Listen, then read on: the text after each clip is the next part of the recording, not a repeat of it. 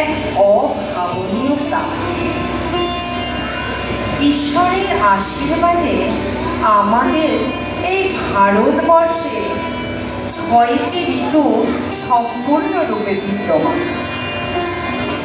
সুদূর প্রাচীন কাল থেকে ভারতবর্ষের মহর্ষিগণ ঋতুগুলির সাথে সঙ্গীতের এক অদ্ভুত মেলবন্ধন তৈরি করেছে।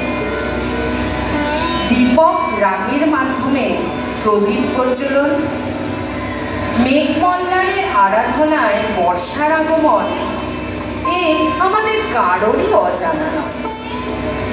ষড় ঋতুর মধ্যে সর্বপ্রথম যার আগমন ঘটে সে উজ্জ্বলতা ও প্রখরতার প্রতীকী গ্রীষ্ম, যেটি এখন আপনি অনুভব করছেন, আমরা অনুভব করছি।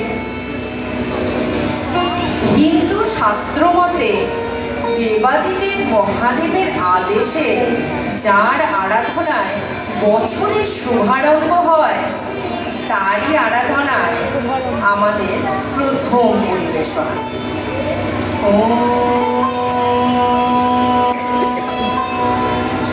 গা